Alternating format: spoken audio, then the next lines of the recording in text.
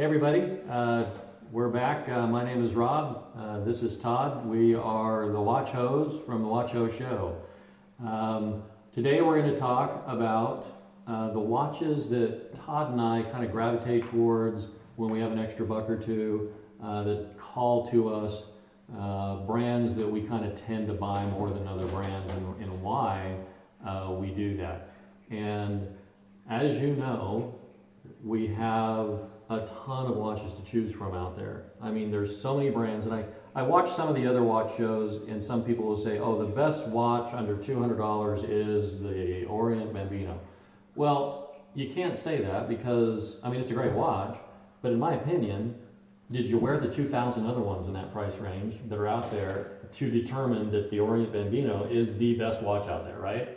No, they didn't. Our opinions are our opinions. Every watch that we show and talk about, we own. And I think that's what's different here is and we'll tell you why we bought it, and we'll tell you what we don't like about it as well. But today we're going to focus on watches that we tend to collect more than others, and go through those. Okay? Yeah, so I have a lot of watch brands that I like, so I'm only going to show 3 today, maybe 4, but I think that you guys will probably like these, and most of you have probably heard of these brands, and so, but they are some brands that that I enjoy. And when we talk about watches, we don't talk about just the best watches out there based on the quality and whatnot. What we're talking about today is watches that we like, and there is a certain level of quality to them as well. So it's kind of the bang for the buck type. Yeah, and it's a different price point. My price point is small, lower price, and Todd is more into the serious collector realm. But you got to know out there that you can spend $1 million on a watch. I mean, that's the crazy thing about the watch business, right? You can spend $18 on a watch. One of my favorite watches I own is $18. And you literally can spend $1 million+ on a watch and everything in between. So that's why we're, and generally speaking, Rob, watches are a bad investment. if you're doing it for an investment. If you're doing it for a hobby, great. Everybody's got a hobby and got to have something you enjoy to do, and that's what we like about it. Certainly we dip our toe into different brands and different price points, but we're not here to say that one particular brand is the best one and that's the one you should go with. Today, or you're going to make money on this one or whatever. Right, I mean, people do, but you got to be very careful. There's very few watches and watch brands that make money and retain their value. Yeah. There are a few out there, but and I don't buy watches for that. You might, I don't know, but I buy them literally just to wear because I love them. Yeah, I buy them to wear because I love them, but I like the fact when I buy them at a very discounted price that I feel like, depending on which brand they are, a lot of my, when you start getting into some better brands, you could turn around and sell those for the same price that I pay for. Yeah, you might not lose any money. I may not lose any money on them, or I'm not going to take a bath on them. Right. Seriously, but some I will. But like on this particular one that I want to show you guys. So, but this is a great watch brand that I particularly like. This is a Sterling original. This particular watch is an automatic movement.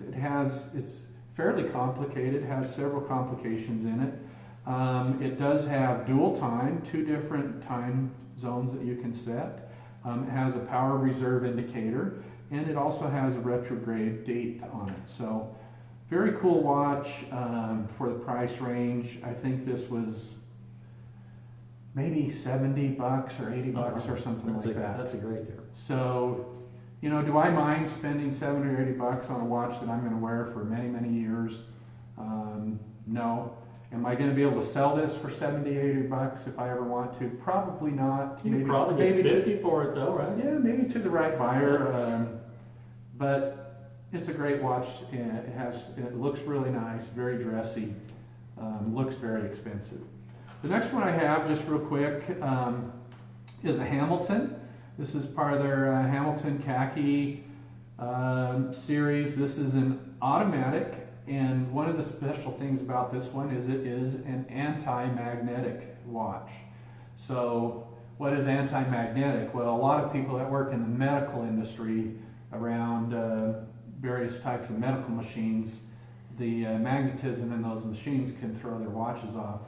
This has some protection against that. Do I recommend putting this near those machines? No, but are you going to get some added protection? Yes, you will. Quite cool. And it is a chronograph. It's got a coin edge bezel. It's very decorated, and it is a closed back, so you don't see the movement. The strap has some decorated stitching and some studs. It's very plush and supple. Oh, that's a nice band. Yeah. Yeah, very, very nice band on that. Beautiful watch. And Hamilton is a great entry level. If you're hey, I want to start getting into some Swiss watches, you guys should look at the Hamilton brand. It's a very good brand, and yeah, you're going to pay a little bit for it, significantly higher than you will on a sterling, but it's every penny's worth. It's a lot of bang for the buck when you start dipping into the Hamilton. And Todd, I agree with you completely. I don't know if I would call it a starter watch, but I know some people would. And what I want to show here real quick, again, this is a Swiss-made watch, and very nice looking watch for me, very simple, very clean, great watch. And I tend to go towards this brand. It's we call it a Wenger. I'm sure over there they call it a Wenger or something like that, Swiss watch. But if you want a Swiss watch, and I know a lot of people say that's the watch to get because of the Swiss movement and the things, the history behind the Swiss watch and things. And Hamilton, great watch. I mean, really, really great watch. But you are going to be in the $500, $600, $700 range unless you really find a good deal on one. The Wenger, for me, and I buy a lot of these, this one was probably about $60. And so if you want what I would call a starter watch in a Swiss watch, Wenger's really a good brand to look at as well. Yeah. And then the last one that I'll show here today is to you guys is this Tissot. This is a Tissot automatic. It is on this butterfly style clasp. Some people like those. They think they're very comfortable. I think they're okay. I think just a plain buckle and strap is actually the most comfortable to me. It adds a little thickness and another piece of metal that's pushing up under your wrist here, but it is a beautiful clasp, and this particular model is a limited edition. But Tissot is another brand that I purchase. I have several watches in this because it's a decent watch for the price range, and they last a long time. This particular one has a very nice movement in it. Yeah, that's an upgraded Tissot right there. Yeah, this is not, I want to say, you'll have to double check me on this, but I want to say this is a version of the Valjoux 7750 movement just by the layout of this and looking at the back of it. But it's a very, very fun watch brand to purchase and to be involved with. And that's a good segue with one of the brands that I also tend to go with, and it's also a Tissot. Todd turned me on to those because basically it's a Swiss watch. The company has been around since 1853, so long history in watchmaking. And this particular watch, so you can get an idea, Tissot, Swiss-made, very well known in the world. I'm pretty sure I paid about $220 for this.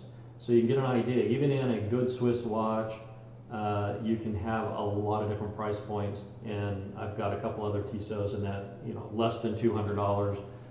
Great value for a great Swiss watch. And if you're like me, I look for companies that I want to buy from as well. And if you look at the history of the Tissot product, you can't help but want to buy from them.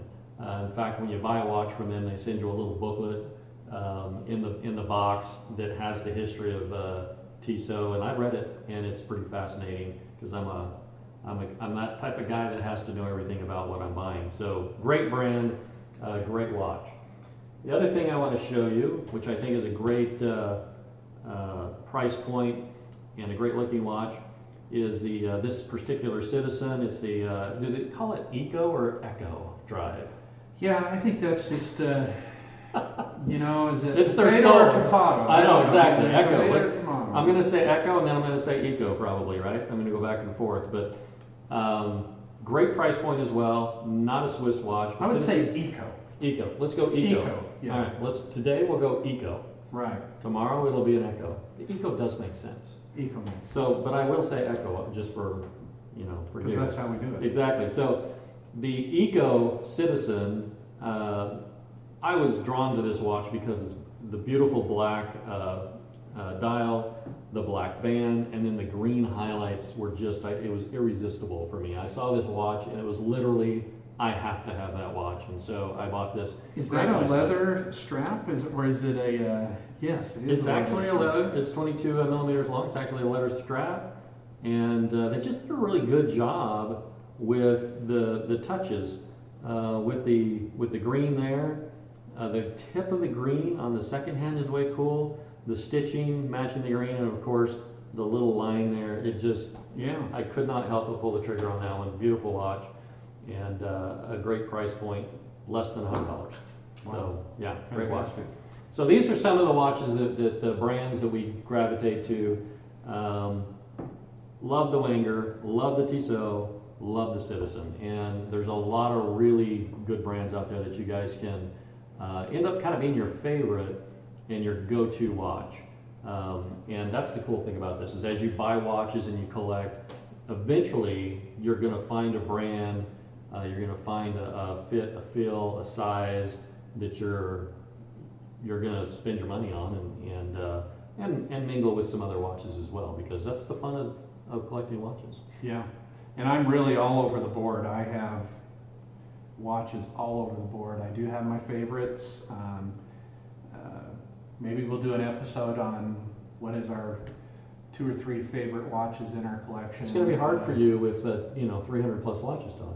Well, I don't have 300 plus. I know you keep. Okay, 170. Actually, 171 because you picked up a watch since the last show. So Right, and I hope my wife 171. doesn't watch this episode. She so, won't. No. She can't watch it. So have fun shopping for watches. Have fun trying to find a brand that you relate to and like. And remember, as always, if you love it, buy it and wear it. Thanks for joining us.